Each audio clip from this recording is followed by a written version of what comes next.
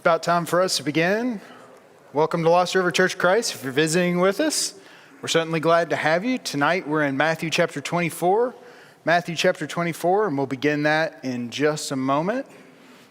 We'll let everybody get seated, and then we'll go to God in a word of prayer.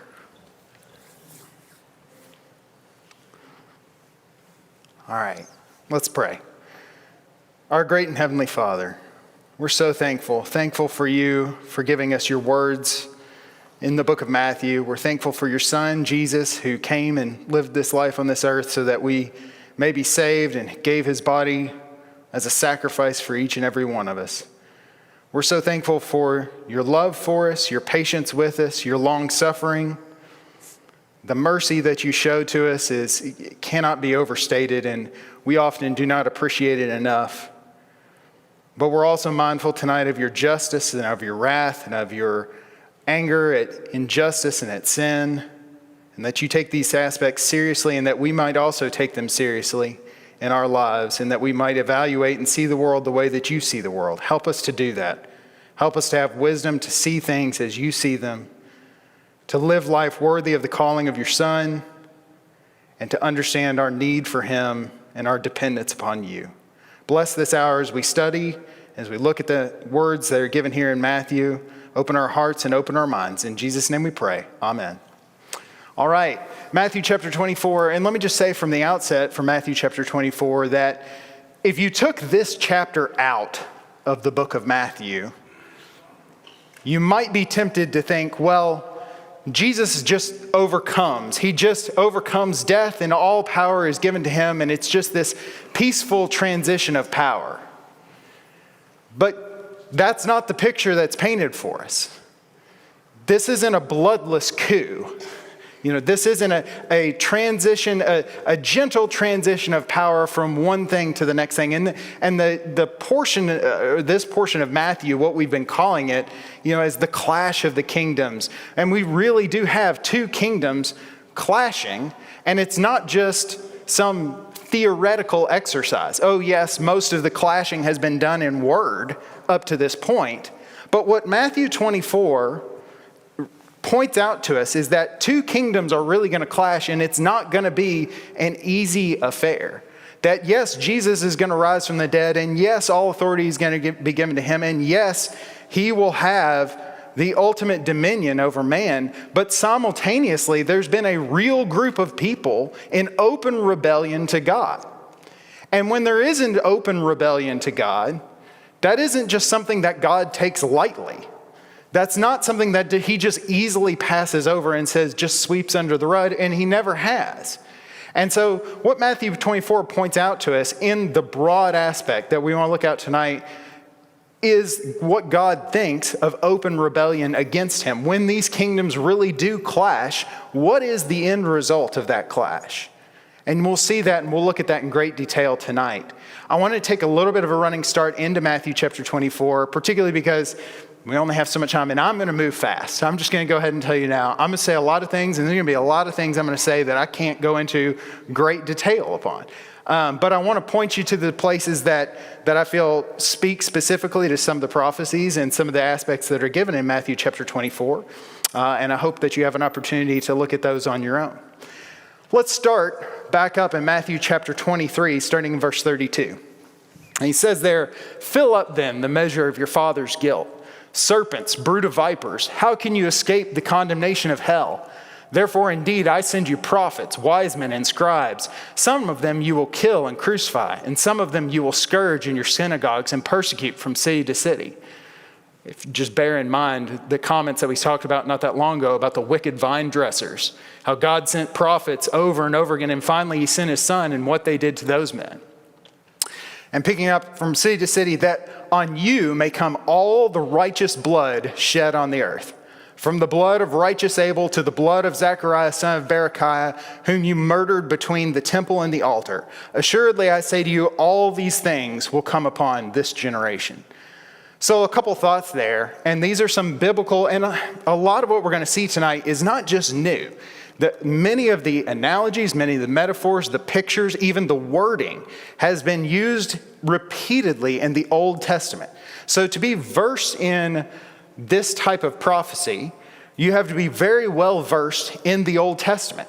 They don't really create just brand new things whole cloth. Almost all of this language exists somewhere in the Old Testament. And so the first one that I had highlighted yellow on that previous screen was the idea of filling up your father's guilt. And this is one of those concepts that's been developed over and over again. And I put up some passages there where it talks about the guilt of the Amalekites not being yet filled up, or the wrath that's coming against the Jews not being filled up. And so here he says, you're filling up, you're measuring up, there's a cup there that's being filled up of the iniquity of a certain nation or a certain people. And that's a biblical concept that's developed throughout the Old Testament. And so here he's using it of the Jews, now of God's people, that they're filling up their sin bucket, as we've talked about several times, both here and I feel like long. Secondly, what Jesus says here is that these Jews are guilty of the blood of all the righteous.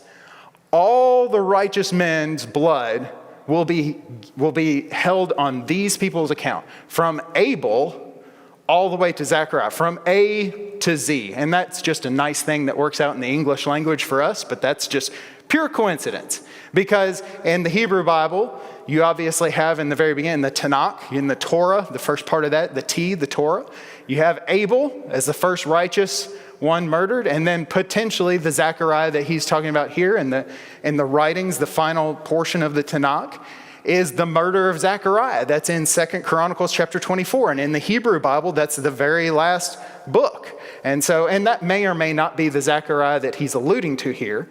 But it basically says, from all those righteous men, all the blood that has been spilt by righteous men is coming upon these Jews' heads.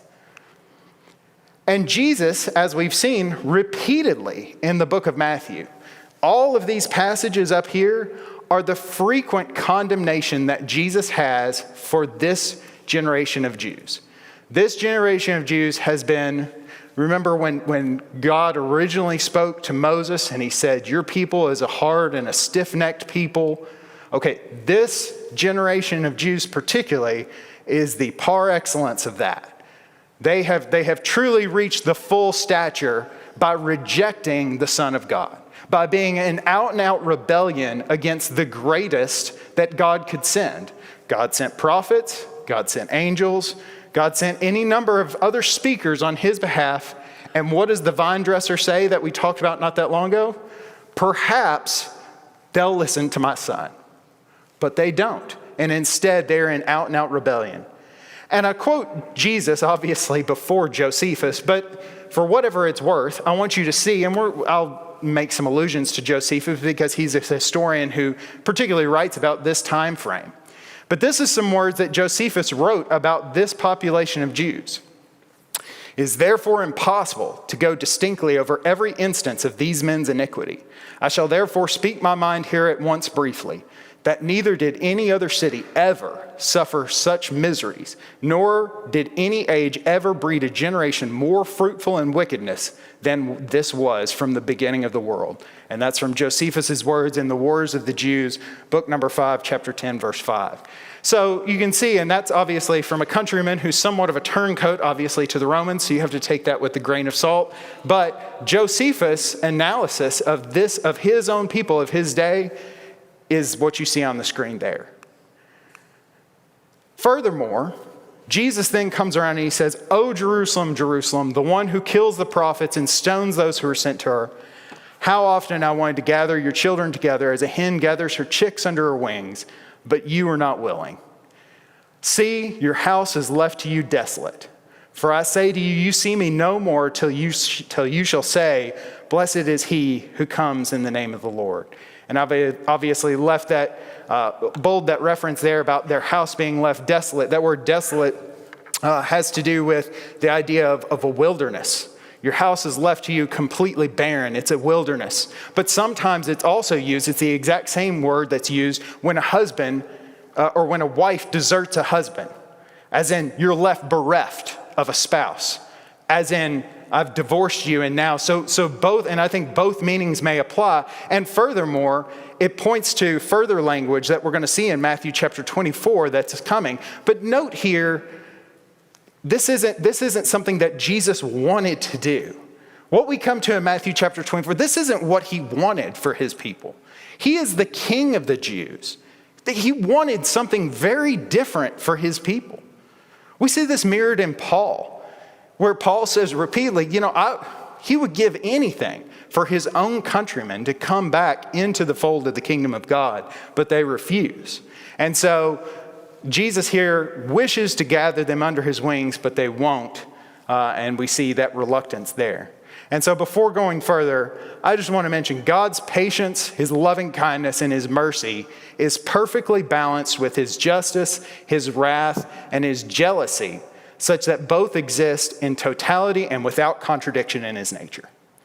Both those things are true in a way that's only applicable to God, and they exist in a non-contradictory fashion. And we see that here in these phrases. We see the love, we see the mercy, but we also see the justice, and we see his jealousy. And jealousy is not a bad word. Envy is a bad word. But God is jealous. He says his name is jealous, and he is jealous for his people.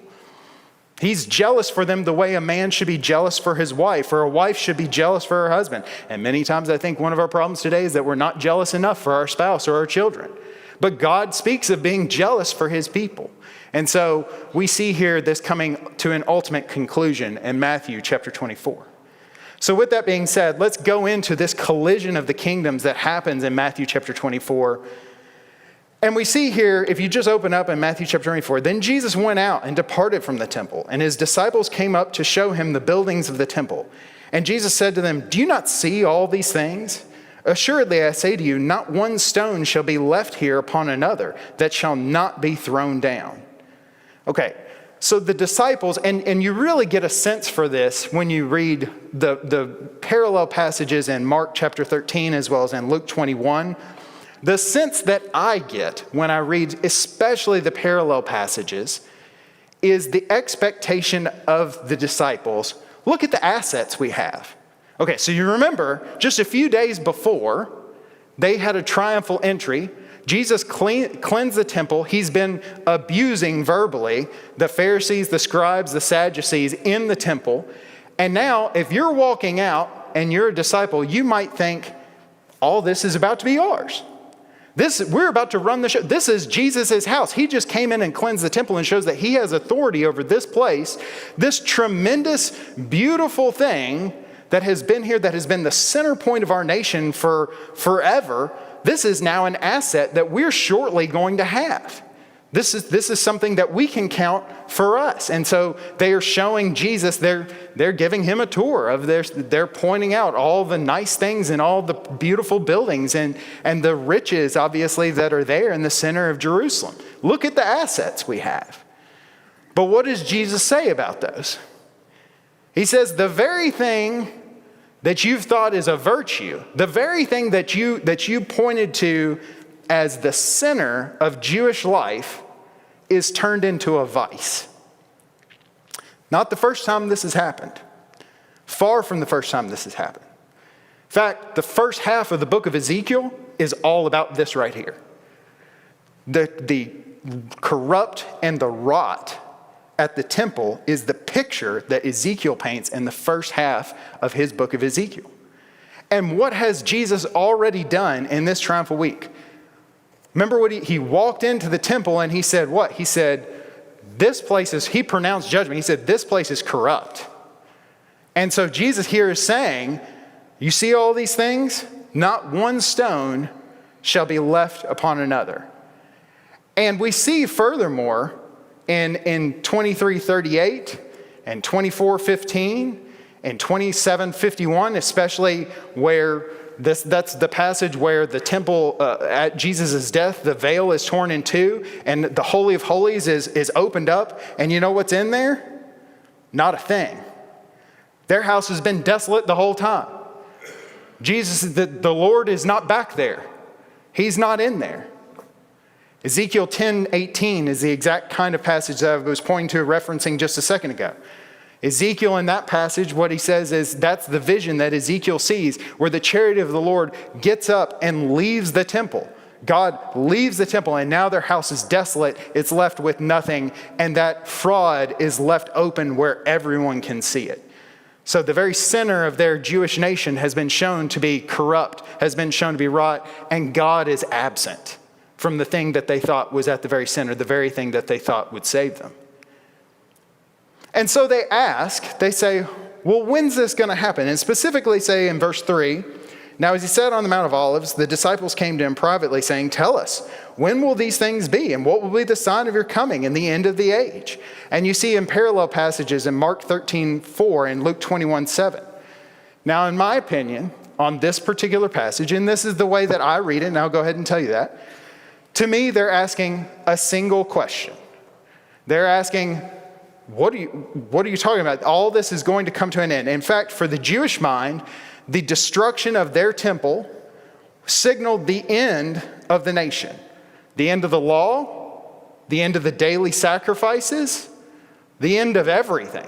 It's truly the end of the Jewish nation, because without the temple, they have no way to be a people, and that is the thing that makes them a people, at least in their eyes. That is the center mark of their nation. And it has been long prophesied, and Daniel chapter 12 is an important passage, and you can go ahead and put a finger there, put a bookmark it there. We'll go back to that a couple times tonight because it's referenced multiple times in reference to Matthew chapter 24. But the end of the Jewish nation has long been prophesied. And Daniel in the vision in Daniel chapter 12 verse 7, then I heard the man clothed in linen who was above the waters of the river, when he held up his right hand and swore his left hand to heaven and swore by him who lives forever, that it shall be for time, times, and half a time. And when the power of the holy people has been completely shattered, all these things shall be finished.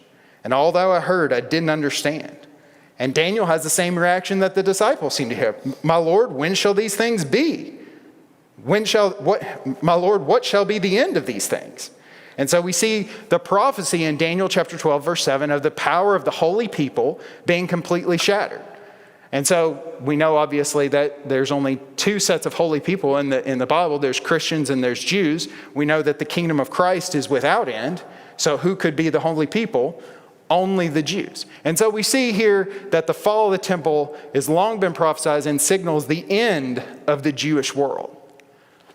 Now, having said that, verses 4 through 14, which we won't take the time to read for lack of time tonight, talk about the various things that are gonna come. But he starts out by saying, take heed that no one deceives you. And this is a continual theme throughout Matthew chapter 24. This seems like the main thing that Jesus wants to get across over and over again is that they not be deceived. Don't let anybody pull the wool over your eyes. Don't be mistaken. Don't be misled. Don't let anyone come and take that away from you. And as we see over and over again, who is the father of lies? Satan is the father of lies. And so it seems repeatedly throughout this that there are elements at play that wish to deceive these people specifically about what's going to unfold. And Jesus is giving them this indication, this prophecy here in Matthew 24, specifically so they won't be deceived. Jesus is not trying, and this is one of the things that I want to emphasize here. Jesus is not trying to give them something really obscure. He's not trying to make it hard to understand. In fact, he's expressly telling them the exact opposite of that. I'm telling you something so that way you can look for it and understand what's going to happen. In fact, in Matthew chapter 13, verse 11, when Jesus is speaking to his disciples over there amongst the list of parables, and we're talking about the various parables that are there, he says explicitly to his disciples there, he says, but to you has been given to know the mysteries of the kingdom of God. I'm sorry, I'm paraphrasing there, so if that's not exactly, but you can turn to Matthew chapter 13, 11, but essentially, that's exactly what Jesus said. So he's not trying to give them something really opaque or something really complicated that they don't understand. Rather, he's trying to give them something so specifically so they won't be deceived. And so I think, and obviously we today and so many Christian denominations have obviously, there's so many different ways that are out there of interpreting Matthew chapter 24. I don't want to pretend like that's not true. I'm obviously presenting tonight the way that I read Matthew chapter 24. And I'm by no means the end-all, be-all authority on these things. However, the point, inescapably, is that Jesus wants his disciples to understand what's happening. And I think he gives this prophecy to these disciples so that they will understand, so that they will look. And we'll talk about that more in just a second. So, how are they going to know? How are they going to know when these things come to be? Well, he gives them 6 signs and then one final sign. And those 6 signs are like this.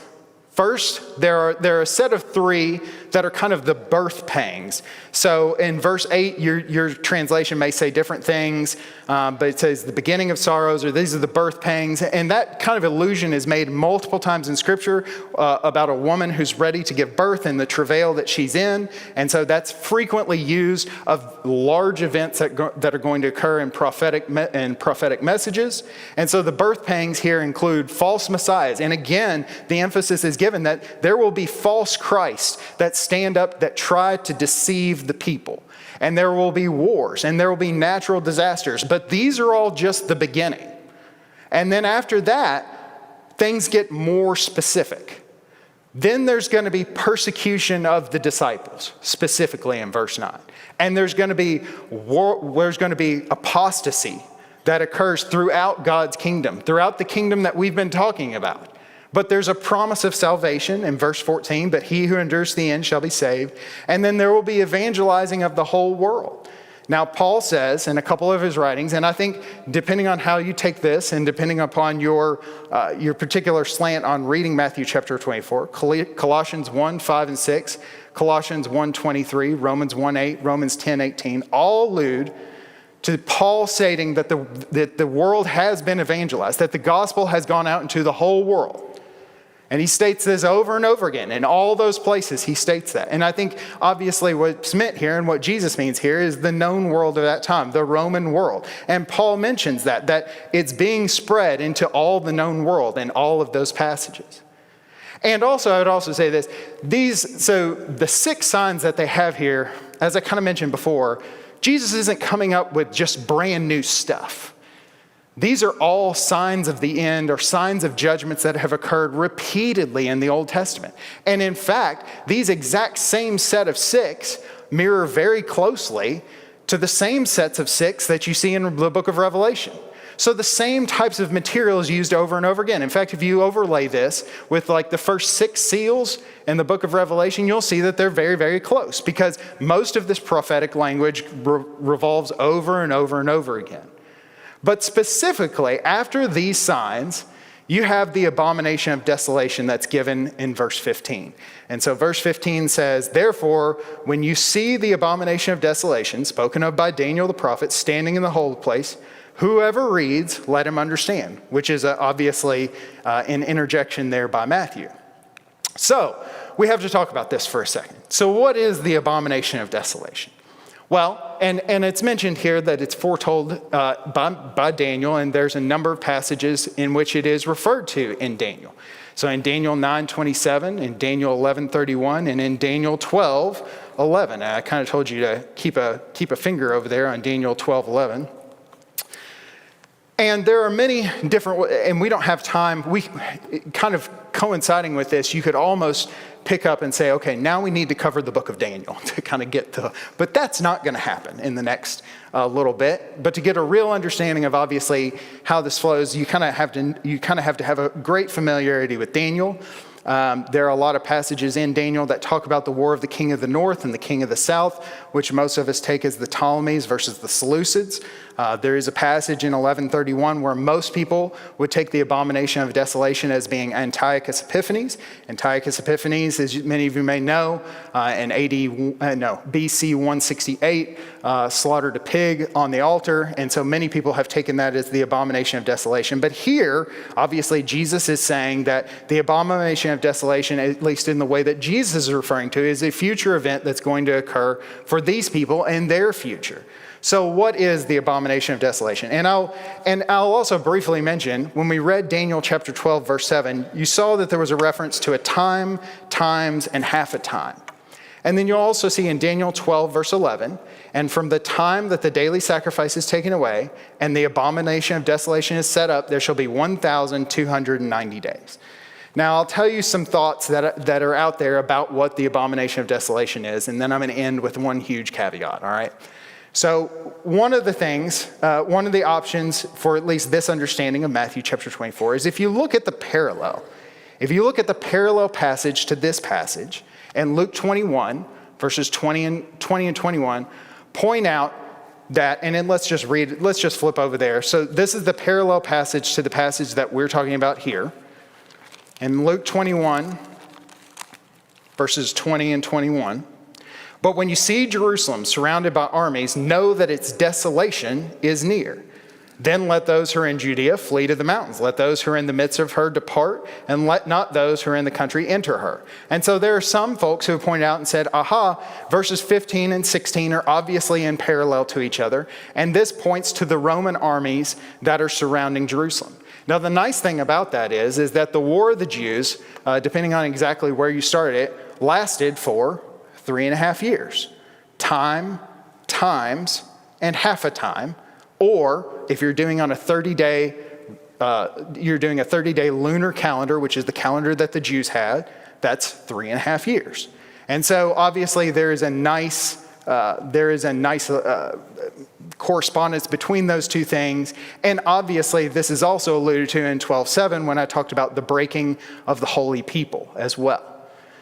That is a possibility. I'm not telling you that is what it is. I'm just saying that is a thing that commentators often will point to. There's another possibility that's out there because obviously nothing necessarily, it talks about the holy place specifically.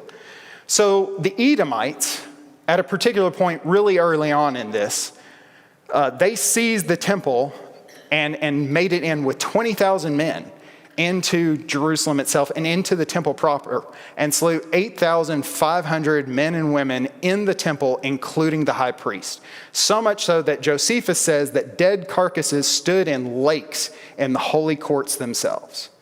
And so obviously this is another passage, and this is a particular reference to that point in time about specific events that occurred actually in the holy place, where it talks about pools of blood and dead carcasses that occur in the holy place, so much so that they particularly were looking for the high priest to abuse him and to kill him, and they did manage to do that in AD 68.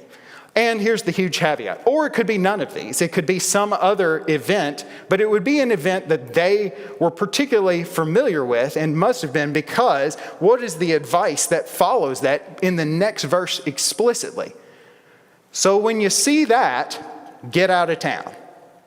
So, and as I mentioned before, in my opinion, he's giving this to them specifically not to obscure what's going to come, but to tell them, to give them good advice about what you do when you see this coming. So you flee to the mountains that are around Judea. And so we see here in verses 16 through 28 that the Christians are told to flee, and to flee immediately, and that they should do so with haste. That they shouldn't go down, and Luke 21 talks about this in greater detail, as does Luke 17, that they shouldn't go down and get anything, that they shouldn't tarry, they shouldn't go get their cloak, whatever the case may be, get out of town. When you see this happening in Jerusalem, get out. So they do, and there's significant historical evidence that's sometimes been called into question by scholars, but there's writings from Eusebius, and Eusebius is about 160s to 180s AD, if I remember right, that this happened. And so this is a tradition that there was a mass Christian flight from Jerusalem around this time. In fact, one of those traditions is that many Christians actually up and left and went to Perea, which is outside of Jerusalem, and fled there to evade the Roman armies, according to the advice here that was given by Jesus and obviously was carried on by the apostles. And so there's some evidence, obviously, that occurs. And obviously here, we see that the language in this is such that it talks about pray that this is short, because in verse 21, there will be great tribulation, such has not been since the beginning of the world until this time, no, nor ever shall be. Now again, flip back over to Daniel chapter 12, verse 1. And Daniel chapter 12, verse 1 And there shall be a time of trouble such as never was since there was a nation. And even to that time and at that time, your people shall be delivered, everyone who is found written in the book. And so Daniel here in this exact same passage that we've read so many other allusions to, talks about this tremendous struggle, this tremendous tribulation that's going to occur. And so in my opinion, this is exactly what Jesus is alluding to here in Matthew chapter 24. And again, we see another reference to false messiahs coming. Look there in verse 23. Then if anyone says to you, look, here's the Christ, or there, don't believe it. For false Christs and false prophets will rise and show great signs and wonders to deceive, if possible, even the elect. See, I have told you beforehand. Therefore, if they say to you, look, he's in the desert, do not go out. Or look, he is in the inner rooms, do not believe it. So, one of the things that happened then, and it wasn't new, but it had happened before, is that prophets were out there saying, peace, peace, or God is with us. Because we have the temple, the Romans will never invade. They'll never make it in. We're fine as long as this is going on. But that's not new. In fact, in Jeremiah 6:14, Jeremiah specifically talks about in the judgment of the northern kingdom, he says, there's prophets out there that say, peace, peace, when there is no peace. In Ezekiel chapter 13, verse 16, he talks about the prophets in Jerusalem who are saying, well, there's peace, that God won't let anything happen to Jerusalem. And so there are these false messiahs, there's these false prophets that are rising up over and over again, trying to convince the people, God's not really going to judge us for this. He's not really, there's no way he'll allow the Romans to overcome our city. But this has all happened before. That's the thing with all these. All of this has happened before. And they continually seem to not learn from the lessons that's provided in the first time that Jerusalem was sacked. The very first time, people were out there saying, the Messiah's come, he's just over there, God's going to save us over there. But there is no salvation when there is out and out rebellion. And also recall that, and this is one of the things I didn't put in my slides, when Jesus is sacrificed, when he goes to the cross, do you remember what the leaders and the people said about his blood? Does anybody recall what they said? Let it be on our heads and our children's heads. That's exactly right, Sharon. Do you know what happened to the Jews after that? Every day, there was about 500 Jews that were crucified around the city of Jerusalem. And so this false hope, this false sense of Messiah, this false security is exactly that. And Jesus is telling them, as I said in verse 25, see, I've told you beforehand. He's telling his disciples so that they will know, so that they will recognize and see the signs and understand what's about to happen. And then we have in verses 29, verses 31, we have this language here of decreation. Immediately after the tribulation of those days, the sun will be darkened and the moon will not give its light. The stars will fall from the heaven and the powers of heaven will be shaken. Then the sign of the Son of Man will appear in the heavens, and then all the tribes of the earth will mourn, and they will see the Son of Man coming on the clouds of heaven with the power and great glory. And he will send his angels with a great sound of a trumpet, and they will gather together his elect from the four winds, one elect of heaven to the other. So we see this language here of decreation, of destruction, of a complete reversal. Think about the plagues. The plagues are kind of a reverse decreation, a complete cessation or a turning upside down of everything that God has done in the act of creation. When the creation rebels against its creator, what happens? The creation itself gets turned on its ear. Now, none of these things obviously literally happen, but this is not the first time that this language is used. And I've given numerous passages there, and these are only just a sampling of the passages that mention identical language to this. And what do the moons, what do the sun, what do the heavens, what do they represent? The very powers of heaven, right? The great powers that are behind the nations. Daniel talks about the prince of the kingdom of Persia, this heavenly power that's behind the kingdom of Persia versus Michael, the power that's behind the people of God. And so we see these powers in the heavens that are being destroyed, and they mirror the destruction that's happening on the earth. And so you see this destruction in the heavens, and you see this destruction in the earth, and you see it over and over again, symbolized in all these passages. And we won't take the time necessarily to read these passages, but I give you these and you can jot them down and go and read. And one of them, by the way, is in Joel chapter 2, verse 28, where God specifically talks about pouring out his Spirit, and then he follows it up by saying, and the sun's not going to shine, and the moon's not going to give its light after this as a sign of this. So all these are passages that you can look up on your own time. And also, as it is here, it frequently coincides with a coming on the clouds. So this picture of God coming in the clouds is another repeated picture that happens over and over again in the Old Testament. And again, I've given you a number of passages here which reference God coming on the clouds. And there's a little bit, the sign of the Son of Man will appear in heaven is actually a little bit of a mistranslation, or not a, it's just if you take the Greek words and you line them up, it's more the Son of Man's sign is in the heavens. And we see that explicitly, and we've made reference to this multiple times in Daniel chapter 7, verses 13 and 14, where the Son of Man comes on the clouds to receive dominion from the Father above. And so this is another repeated picture that occurs throughout the Old Testament. And we see from all the nations that God gathers the people into his kingdom, saving them from the destruction of the kingdom that they've been in. God gathers his people into his kingdom and saves them from the destruction that is impending upon their nation. And so we see in verses 32 through 35, another parable of a fig tree. So I got to teach the last parable of a fig tree. This is another parable about a fig tree.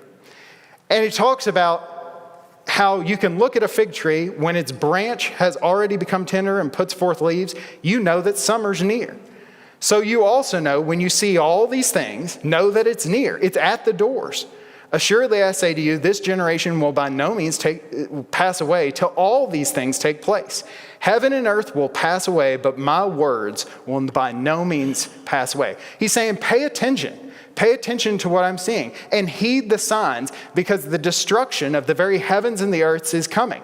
As we talked about in Matthew chapter 5, verse 18. Over there he says that the heavens and the earth will pass, but not one jot or tittle of the law will pass till the heavens and earth pass. Well, here Jesus is talking about the heavens and earth passing and the permanence or the greater of his words extending even beyond that, even beyond the destruction of the temple, of the destruction of the Jewish nation. Jesus' law, Jesus' kingdom supersedes the Jewish kingdom, and that his words surpass on past all of those things. And so it's another warning, don't be like the Pharisees. Remember Matthew chapter 16, verses 1 through 4? In Matthew chapter 16, 1 through 4, and he chides the Pharisees over there. He says, you know how to read the face of the skies. You know when the weather's going to be bad. But you don't have the gumption in this situation to look at the exact same situation and see how things are going. And so this is a benediction to them. Don't be like the Pharisees who so obviously missed the signs that were so obviously available to them. Pay attention to my words. And we see in verses 36 through 44, the exact time frame. But so the question was, when are all these things going to occur? When is all this going to happen? And Jesus gives them all these signs. But he doesn't say it's going to happen on a Thursday at 2, and you're going to be wearing red. Make sure you're wearing red. And, it doesn't go to that level. Because what does he say? But the exact time frame is known only by the Father.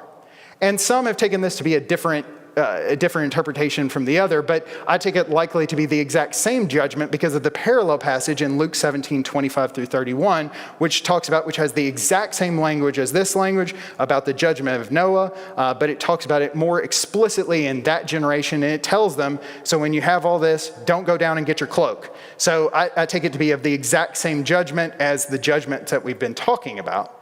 But primarily, what he mentions in all this, and as we come to the end of this chapter, and as we set up chapter 25 for Brian on Sunday, That this theme of diligence, this theme of waiting on the Lord in both hope and patience is a big portion of this.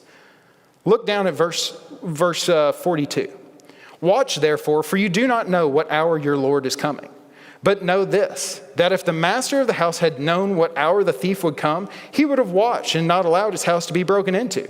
Therefore you also be ready, for the Son of Man is coming at an hour you don't expect. So there's this idea of waiting on the Lord, of being diligent. And we're going to see this in the parables that Brian's going to talk about next on Sunday. This idea of diligence, this idea of hope, of patience, of waiting on God. And we see this final parable that's given here in verses 45 through 51 to kind of build on that same topic. Who then is a faithful and wise servant, whom his master made ruler over his household to give them food in due season? Blessed is that servant whom his master, when he comes, will find so doing. Assuredly, I say to you that he will make him ruler over all his goods. But if that evil servant says in his heart, my master is delaying his coming, and begins to beat his fellow servants and to eat and to drink with the drunkards, the master of that servant will come on a day when he's not looking for him and at an hour that he is not aware of, and will cut him in two and appoint him his portion with the hypocrites, and there shall be weeping and gnashing of teeth. So, as we've said before, being in the kingdom means conducting ourselves in the manner that the king wishes. We are all servants of the king. And that means that we must conduct ourselves in manner becoming the king. And so we should find ourselves diligent to please him, diligent to do what he asks, diligent to serve him. He says, and note the trust that's placed in these servants. He gives them all this warning and he says, I'm placing immense trust in you. And we're going to talk about in verse 25, the investment that God makes to his disciples. In each one of those, there's something invested in those people and in the parables in chapter 25. And he says, he gives these servants, he gives them food in due season, and he gives them his trust. And he's a master that's gone away. He's a master, he's absent, he's gone away, and he's given his trust to these servants. And so as servants of the king who've been entrusted in this way, they're to conduct themselves in a manner becoming the king. But lest they think that the king's not going to return. This is all mine. And what had the Jews been exactly guilty of at that point? Is this not the exact sin that the Jews had been guilty of in two different ways? One is that we see carousing condemned. We see this idea of being drunk with the drunkards and taking your ease and taking your leisure. And that's going to get addressed explicitly in chapter 25. But we also see this idea of brutally cheating and chastising and treating your fellow servants ill. And Jesus is also forbid that. For it is these very things that have brought destruction upon this generation of Jews. It's these very kinds of things that have caused Josephus to say, this is the worst generation of all the generations. And what Jesus ultimately says, all the righteous blood will be held accountable of this generation. And so we have to reflect back on Matthew chapter 22:11, on the parable. Once again, I'm going to go back to that parable where in the marriage feast, there's a man that's brought in and he's not wearing a marriage cloak. He's there, but he's not dressed for the occasion. He's not conducting himself. He's not there. He's not ready. He's not participating in the kingdom. He's not becoming, he's not acting as one becoming of the King of God. And so what happens obviously to these people is the same thing that's happened in chapter 24. They will cut him in two and appoint him his portion with the hypocrites, and there shall be weeping and gnashing of teeth. And that could not have ended any more perfectly than that. So Brian, chapter 25 on Sunday. Thank y'all for your attention.